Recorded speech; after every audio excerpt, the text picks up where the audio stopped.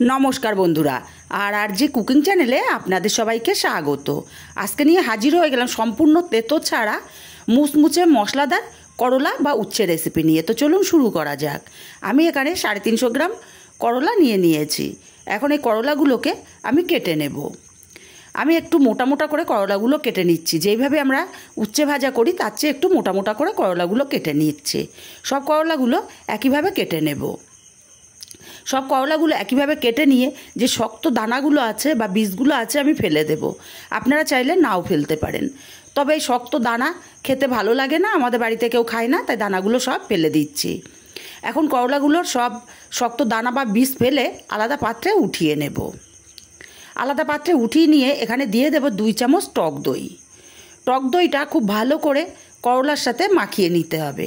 এই টক দই মাখানোর দরুন করলার যে তেতো আছে সম্পূর্ণ বেরিয়ে যাবে। এইভাবে আমি 15 মিনিট রেখে দেব। 15 মিনিট পর পরিষ্কার জলে খুব ভালো করে করলাগুলোকে ধুয়ে রেডি করে নিয়েছি। এখন দিয়ে দেবো এখানে 1/2 চামচ লবণ, 1/2 চামচ দেব হলুদ, 1/2 চামচ দেব অ্যারারুট। আপনাদের কাছে অ্যারারুট না থাকলে কর্নফ্লাওয়ারও দিতে পারেন। আর 1/2 চামচ দেব চালের গুঁড়ো। দিয়ে দেবো এখানে 1/2 চামচ লঙ্কার গুঁড়ো। খুব ভালো করে সব কিছু করলার সাথে মাখিয়ে নিতে হবে। বন্ধুরা, রেসিপিটা ভালো লাগলে একটা লাইক দিতে ভুলবেন না।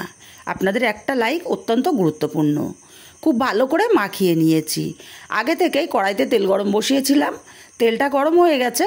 এখন এখানে বেশ কিছুটা করলা আমি দিয়ে দিচ্ছি, তবে খেয়াল রাখতে হবে একটার সাথে একটা যেন জড়িয়ে না যায়।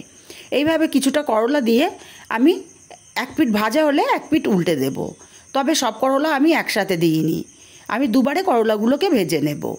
আর উল্টে পাল্টে সুন্দর কালার করে ভেজে নিতে হবে। তবে মাথায় রাখতে হবে ফ্লেমটা হাইতে রাখা যাবে না। হাইতে রাখলে ওপর ও নিচ সম্পূর্ণ ভালোভাবে হয়ে যাবে, ভেতরটা বা করলাগুলো সেদ্ধ হবে না। লো টু মিডিয়ামে রেখে উল্টে পাল্টে সুন্দর কালার করে আমি করলাগুলোকে ভেজে নিয়েছি। এতে করে ওপরটা বেশ মুচমুচে হবে আর ভেতরে করলাগুলো বেশ নরম হবে।